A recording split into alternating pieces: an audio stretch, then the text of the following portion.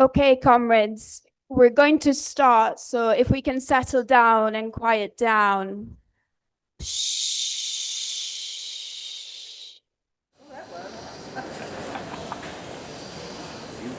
Thank you so much. I hope everyone has been enjoying the festival. I certainly have been. This session is Trump, Iran, and the Crisis of Imperialism, Making Sense of the Chaos. My name is Agnese. I'm a member of the Hackney branch of the Socialist Workers' Party, and I'm really excited to be chairing this meeting. Before I introduce our speaker, just a few words on how the meeting runs. The speaker is going to speak for about half an hour, after which we have a pretty small icebreaker. Then I'm going to take contributions and questions. I have a few announcements to make before finally the speaker sums up. So, our speaker today is Alex Callinicos. He is the author of The New Age of Catastrophe, the book that we have there on the table. He's also a member of our Central Committee, which is our elected body of leadership. Without further ado, Alex, you've got 30 minutes. Thanks, Agnese, and good morning, comrades. Still just morning on the final day of what is a very exciting and stimulating Marxism festival. Now, back in 1999, two Marxist sociologists, Giovanni Arrighi and Beverly Silver, published a book called Chaos and Governance in the World System. Well, if we look at the situation now, I'd say there's a lot more chaos than governance going on. And Arrighi and Silva also identify what they think is the crucial factor in the growing chaos in the system, in the global system, which is the decline of the United States as the hegemonic capitalist power. Hegemonic capitalist power, what does that mean? The capitalist power that seeks pursuing its own interests, but also getting the other leading capitalist states to comply, manages the global capitalist system. So, and it's we'll come back to this, the global character of the hegemony is a very important element of the crisis today. Anyway, a few years after writing that book, Arrighi argued that the Iraq War, the invasion of Iraq by George W. Bush with Tony Blair following along, represented a crucial defeat for US imperialism and represented the beginning of the end of US hegemony. Now, you can argue about whether he was premature in announcing the beginning of the end of US hegemony, but I think it's quite right to emphasize the significance of the defeat that the US suffered in Iraq and also in Afghanistan. A lot of the people on the global left don't want to talk that much about the occupations of Iraq and Afghanistan because they're ambivalent about the idea of resistance to imperialism that is motivated by some version or other of Islamism or some mixture of Islamism and nationalism. It's a big mistake. This was a historic turning point. Iraq, of course, the US was defeated in Vietnam in the 60s and 70s, but I think this was a more significant defeat.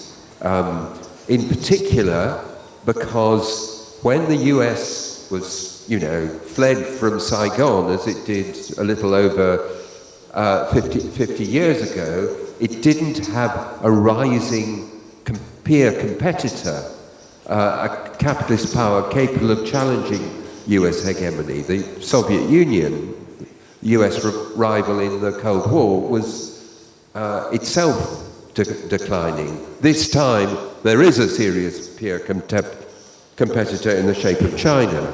But all this takes place against the background of the global financial crisis of 2007-9 and its aftermath, a long period of stagnation and financial instability. And it's important to emphasize that this this brings out that what we're talking about is a systemic crisis, even if at its centre is the decline of American imperialism. The entire system is in crisis. In this room, just before this session, there was an excellent session led off by Adrian Bard, who brought out the economic difficulties that China, if you like, the rising power, faces. They're all in trouble. Imperialism itself has to be seen as a system.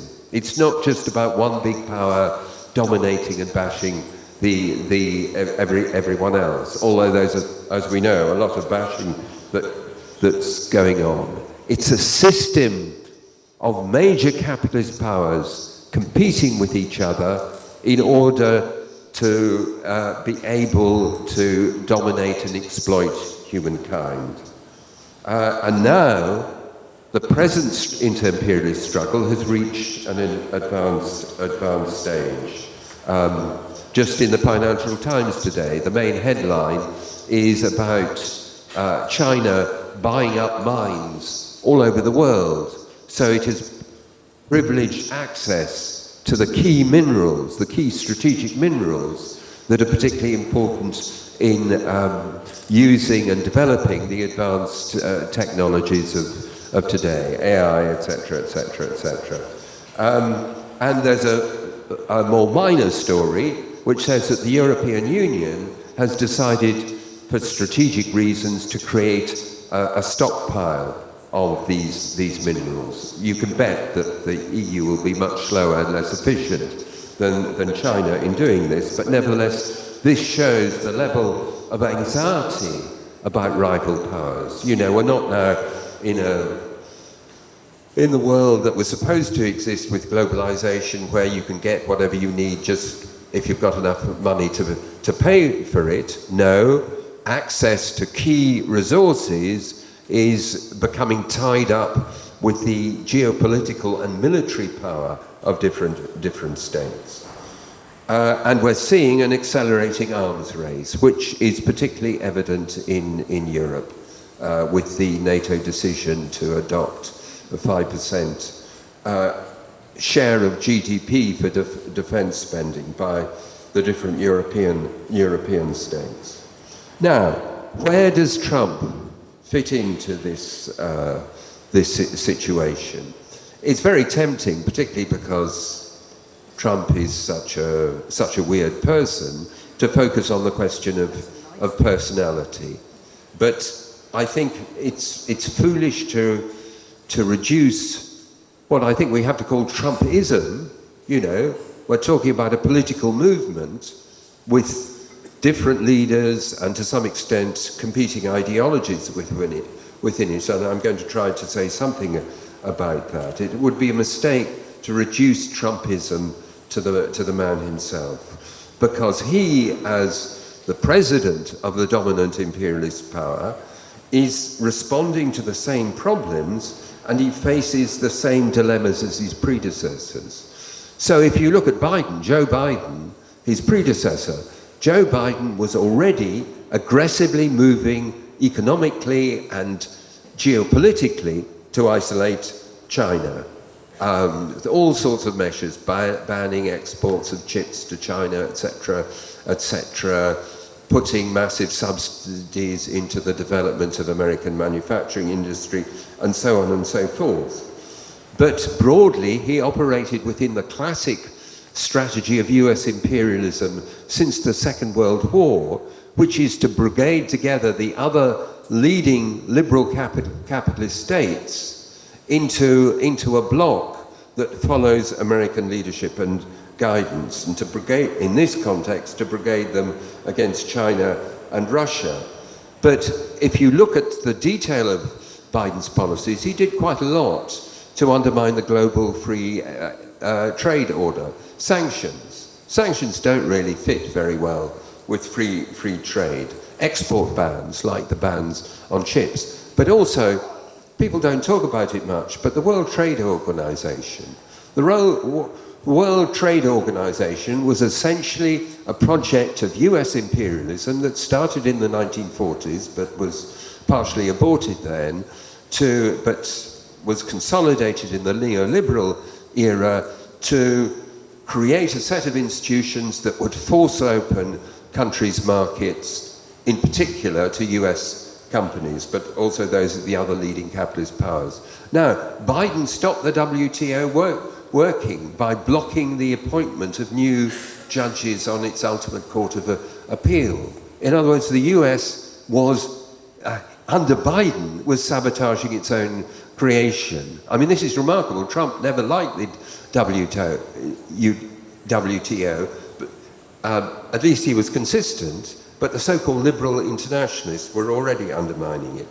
Now, Trump represents a radicalization of this strategy, a much more predatory, openly predatory, one should say, US imperialism. You know, the grab for Greenland, the pressure on Canada to join the glorious United States, the grab for Panama, the deal in Ukraine to get access to Ukraine's natural resources. Also amazing, the peace settlement that took place in the White House of the wars that have been going on in the Democratic Republic of the Congo, a huge, poor, very mineral-rich country, took place in the White House. You know, Trump, despite bombing Iraq, is still after his Nobel Peace Prize. But the deal includes the US getting a lot of access to the minerals in the DRC.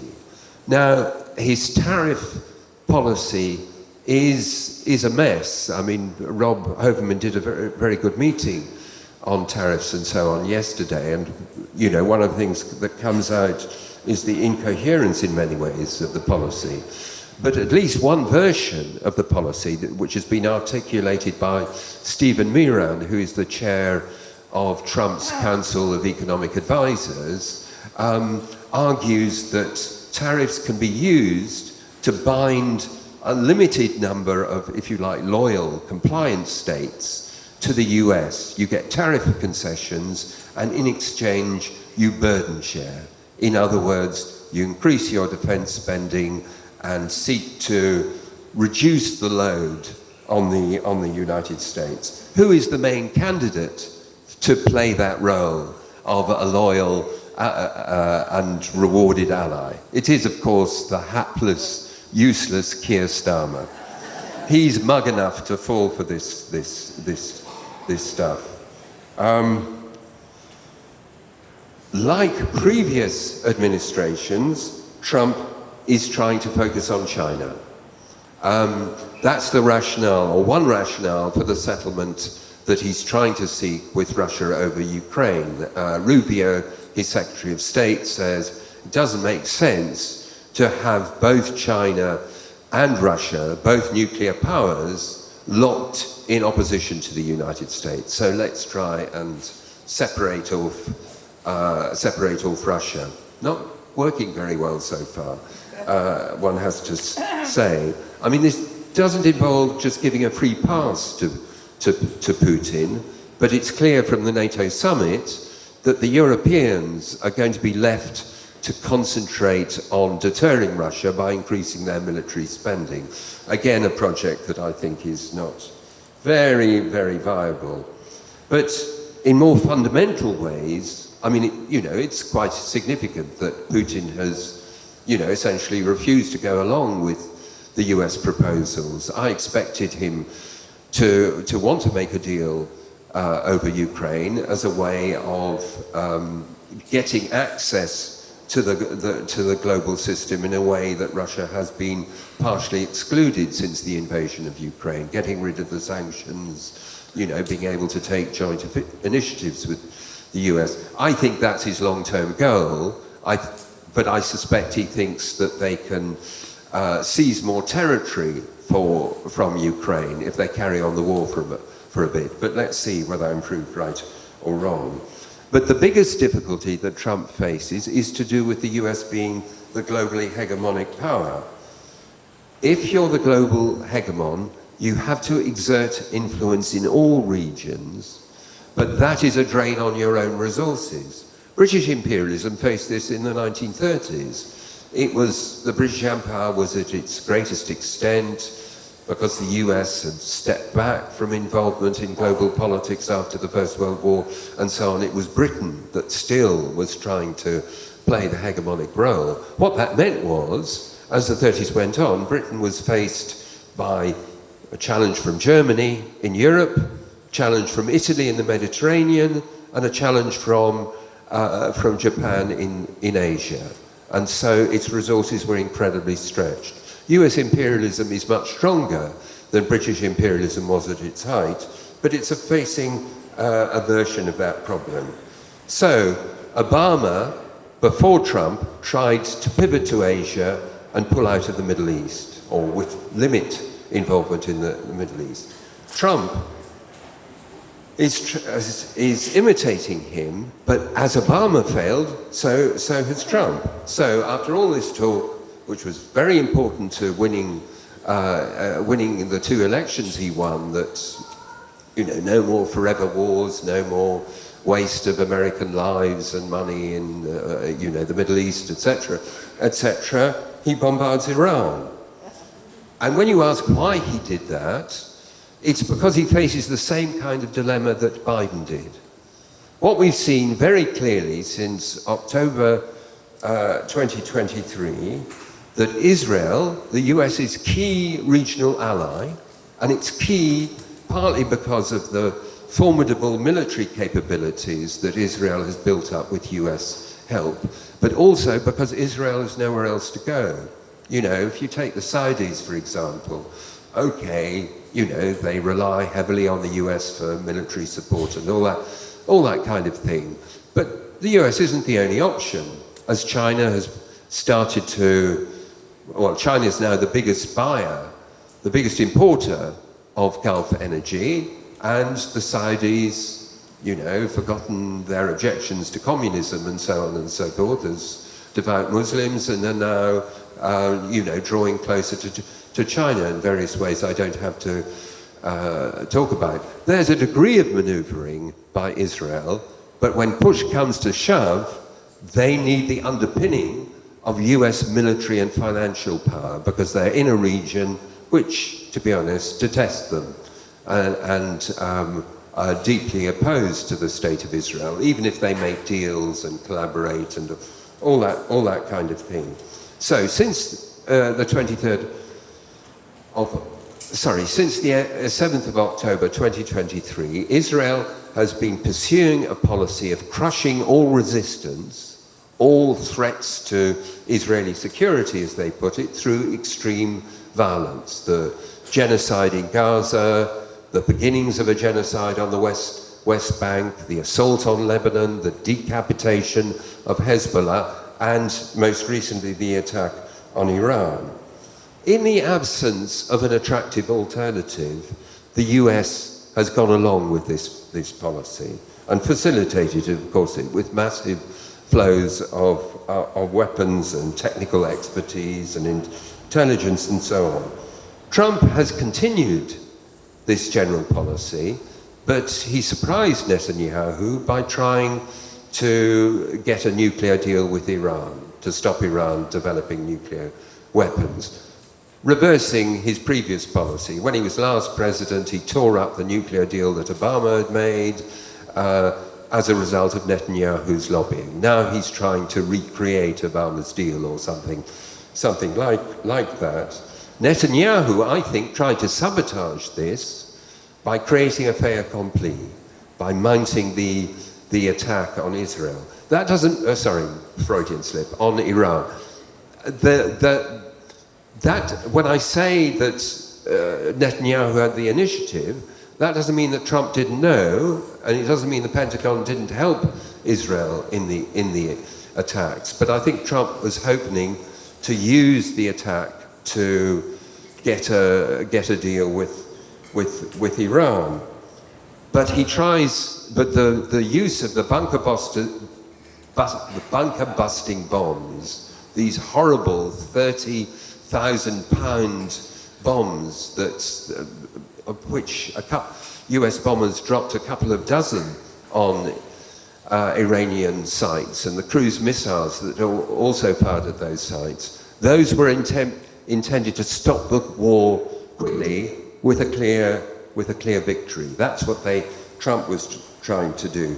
I mean, there's a slightly bizarre interview with Steve Bannon, who I'm going to come back to, a key figure in the Trump movement, in the Financial Times this weekend, where he says that Trump's war, which he opposed, was a success because it was a victory for Trump over the neoconservatives and Netanyahu, who wanted a long war against Iraq to achieve regime change.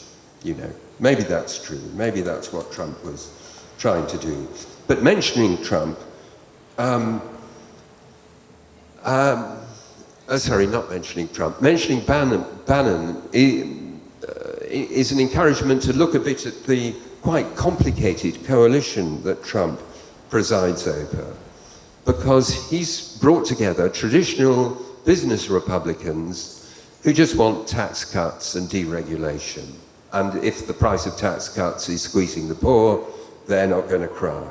Then you have the big tech capitalists, not just Trump, but really all of them now, who have gathered round him for a mixture of opportunistic and ideological reasons. They want, on the whole, they want a smaller state, but they want a state that defends them against efforts to regulate them, partly at the state level, say California, you know, where Silicon Valley is based. You know, there's a liberal democratic governor who might want to regulate big tech, but in particular the EU, to some extent China and so on. So they want the state to protect them and their various ideological fantasies associated with this. And then you have the MAGA movement. And you see, Bannon is a fascist. I think we have to be clear about this.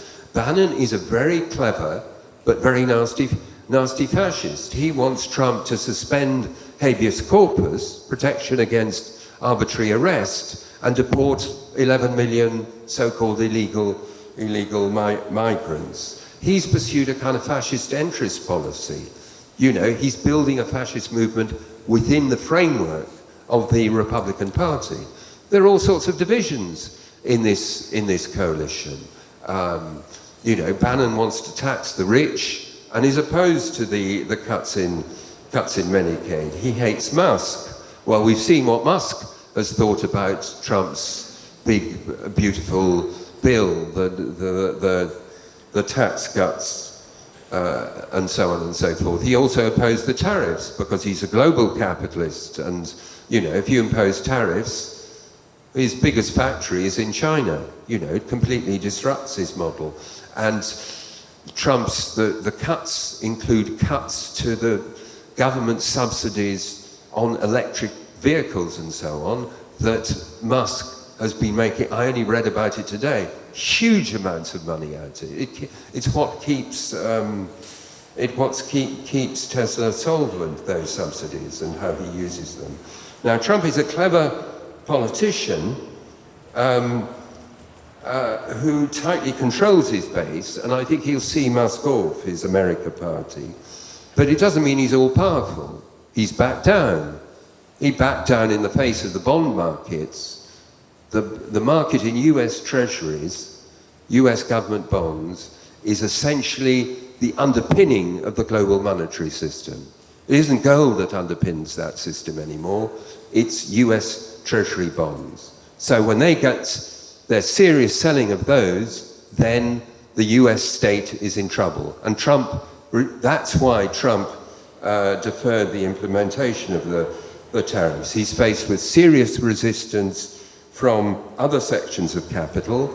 Japan is no longer as compliant as it used to be. The EU is useless from most points of view, but when it comes to a threat to their economic interests, they will get tough.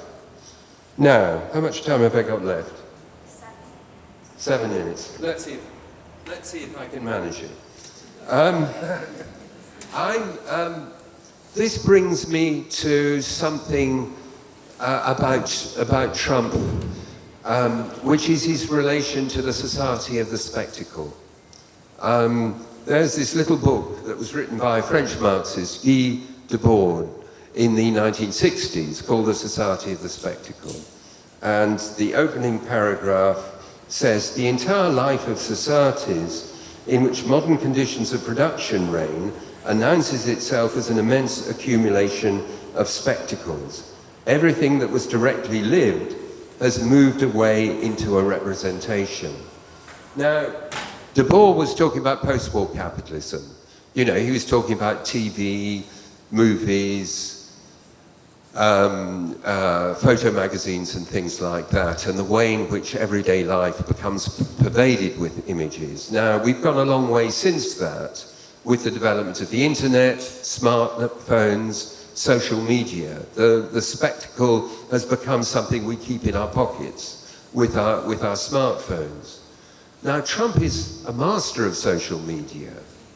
It's a critical way in which he's built up and sustains his base and conducts political wars with his opponents. But often that means that it's very important for his successes to be registered at the level of the spectacle. So you remember Liberation Day at the beginning of April with all those absurd lists of, you know, tariff increases and things like that. That's an example. Why was he so angry when the Pentagon's Defense Intelligence Agency said that the bombardment of Iran, of the Iranian nuclear sites, hadn't been very successful, which is supported by a lot of evidence now? Because he needed to declare a success. He needed to be successful at the level of the spectacle in order to close off a further war. Yeah, okay. I think that, you know, in other words, there's a gap between what Trump says, above all on social media, and what he's able to achieve. And he fills that with spectacles of different sorts. I could give other examples. He's a fascinating illustration of Debord. Debord would probably have had a complete nightmare if he'd realized that someone like Trump was possible.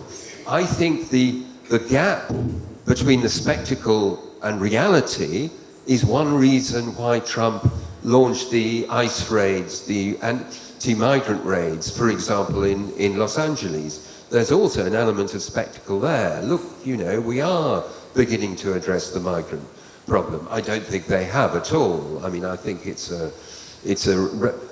causing immense misery, but I don't think he's beginning to address the kind of demands of someone like Bannon to expel 11 million people.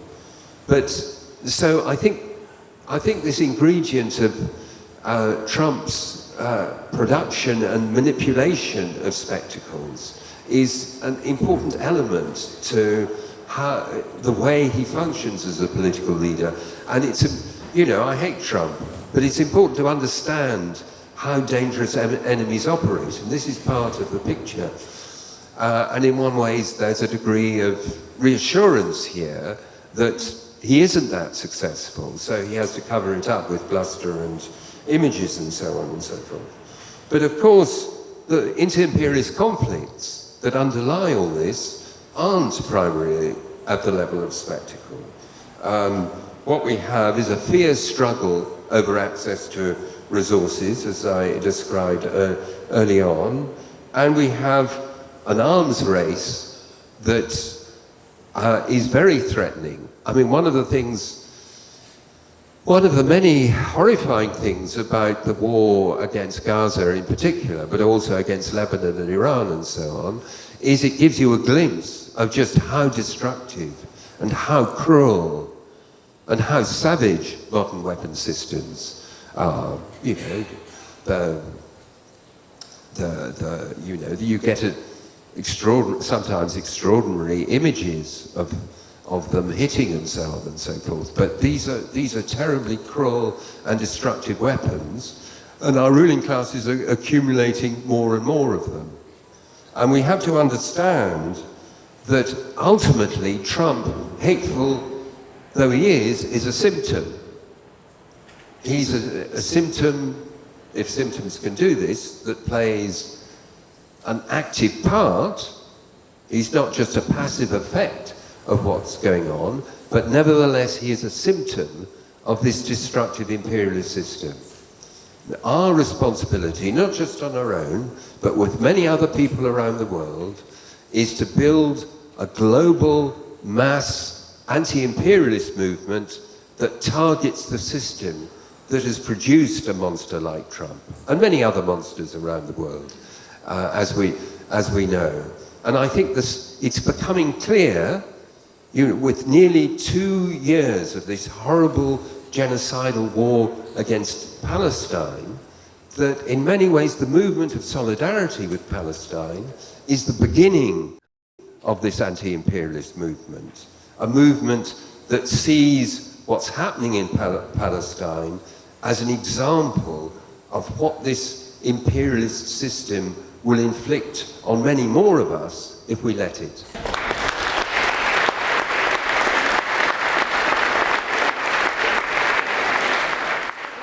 Thank you, everyone, and I'm really sorry for those I couldn't call, but we're on a really tight schedule. I'm going to whiz through some announcements because I want to give Alex as much time as possible to come back. So, first of all, a reminder for everyone at Marxism to treat each other with respect and in a comradely way, in line with the code of conduct on our website. If you have any issues, please let a member of the team with the pink shirts know, and we can put you in touch with the welfare team. Also, today is sadly the final day of Marxism Festival. Don't miss the closing rally today at 5:30. It's going to be in this room here, with speakers including Ramses Kilani, Wayman Bennett, and Sophia Beach, and join us at the Red Lion pub nearby for the after party. There is a national counter-demonstration against fascist Tommy Robinson and the far right on Saturday, 13th of September, called by Stand Up to Racism. You can visit the stand right there to pick up some leaflets and posters.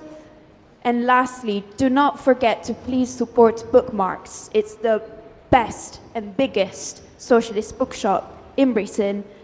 So make sure that you go and buy some books, including Alex's Callinicos. I've got 2 on the table here, and there's another book as well. Please, as you make your way out, come and look at them. And then I think with 12 minutes, Alex, you can come back.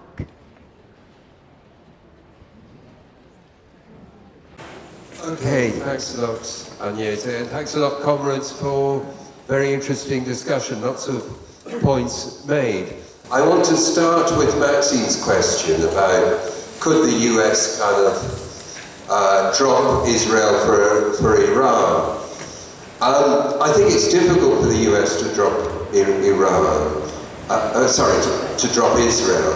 The two, in particular, the military and security apparatuses of the two states are so interwoven. What Anne Alexander calls Israel's digital militarism, which extends well beyond strictly military technologies to technologies of surveillance and so on and so forth, is quite important to the Western military. I think that this is part of the problem, that in principle you could see a rationale for kind of dropping Israel, but it's very hard to do it. Partly for the reason I've just given, but partly also because of the regional consequences. I think from the point of view of the Iranian regime, they would be very happy to make a deal with the US. I mean, Phil Marfleet talked about the Iranian revolution of 1978-79, in which the working class played a central role. The Iranian regime has a kind of revolutionary veneer, revolutionary rhetoric, but it's a product of counter-revolution, of the destruction of the left, the destruction of the workers' committees, the Shura, that were part of that revolutionary process. And so they've set themselves out as an antagonist to Israel and Western imperialism, but one that actually avoids confrontation. The whole point of the axis of resistance was to create a series of layers of protection for Iran And as the Israelis worked methodically to dismantle those layers, Iran did a bit, but not enough to save its allies. For example, Hezbollah in Lebanon and so on. So suddenly they're exposed. Now, it's true that Iran is still quite a formidable military power, and it did do more, its missiles did more damage to Israel than has been admitted and so on and so forth. But I agree with the comrade at the back. You know, what happened, what finished the war, you know, that was spectacle. You know, there was a deal there. Maybe it was not articulated, but there was a deal. You know, there's a symbolic attack on a major US base in Qatar that signaled in advance. You know, everyone is taken out of it. No one is killed, and so on and so forth. And supposedly, honor is satisfied, and the war can stop. I think that's right, and you know, that's why Trump is worried at any unraveling of the idea that it was all a great success and that he's got rid of Iran's ability to develop nuclear weapons. But you know, the Iranian ruling class is in a difficult place, and you know, from their narrow, essentially capitalist framework, capitalist and authoritarian framework, nuclear weapons, you know, isn't a crazy option. Now, some of the other, and that raises the question of if Iran has been proved not to be a serious, sorry, I'm scared. Watch so I don't get into trouble. If Iran has been exposed as not a serious opponent to US imperialism, who is? And that, the answer, as Phil said, is the working class of the region that has made a series of revolutions that has shaken their ruling classes and imperialism, and critically, the working class in Egypt, which has a tremendous history of struggle, going up to and including the revolution of 2011, but going back much farther. And, you know, when they move, and it's a question of when, not if, that will make a huge difference to the political possibilities in the region. Someone wrote a written question, what is the influence of the communist parties on the working class in the Arab East been? Negative, mainly. I mean, the influence of Stalinism, in particular, in tying the working class movement and subordinating it through to different forms of nationalism, has helped to produce a series of defeats. Just a couple of other points before I finish. Gary made a good point about the US lost in Vietnam partly because their army disintegrated. Now, it was a conscript army, so whereas the US today is, at least theoretically, a volunteer army. But it's quite interesting if you look at the composition of the US army. I just looked it up quickly on good old Google. The composition of the American military is such that between 18 and 20% of US military personnel are Hispanic. In the US Marines, you know, the battering ram of US imperialism, the percentage is even higher, 23%. And I remember at the time of the Iraq War, Hispanic migrant guys were offered citizenship in exchange for serving the US Army in Iraq. You know, so that was a deal. I'll serve imperialism and get citizenship in exchange. Now, if the same imperialism is terminating on your families and your neighbours and seizing them and deporting them, that can have a serious impact on the morale and loyalty of the army. So the strategy that Trump is pursuing has all sorts of dangers for them, and let's see how it develops. The final point is that I think we're seeing around Palestine a really profound radicalization of consciousness. You know, back to the spectacle. Nearly 2 years of a spectacle of genocide going on day by day, and no one doing a damn thing about it, and all this appalling suffering. That makes people think that there's something absolutely rotten at the world. That's why I think, all the stuff around Glastonbury, there's all this, shock and horror and, how bad the BBC was at the establishment level. But it doesn't touch a huge section of the population who identified with Bob Dylan and NECAP and so on and so forth, not necessarily because they're the greatest people in the world in themselves, I'm expressing my musical prejudices. I prefer Bob Dylan to Bob Dylan from a purely musical point of view, not a political point of view, I hasten to add. They're identifying with them because they were articulating the anger that millions and millions and millions of people feel about what's going on. That anger is a positive force. It can provide the energy for a broader movement against imperialism. But we need to get on with it and build opposition. And I think that means, for example, more of the excellent demonstrations outside arms factories that we saw a few weeks ago. Take on the machinery of death that is operating within British capitalism and do our best to shut it down. Involve wider layers of the trade union movement. Involve others as well in demonstrations that can shut these places down. That's one way in which we can continue the struggle against imperialism, but we need organisation for that. And not organisation at the level simply of the campaigns, Stop the War and the PSC and so on, have done great work, but when it comes to Palestine action, suddenly they fall silent.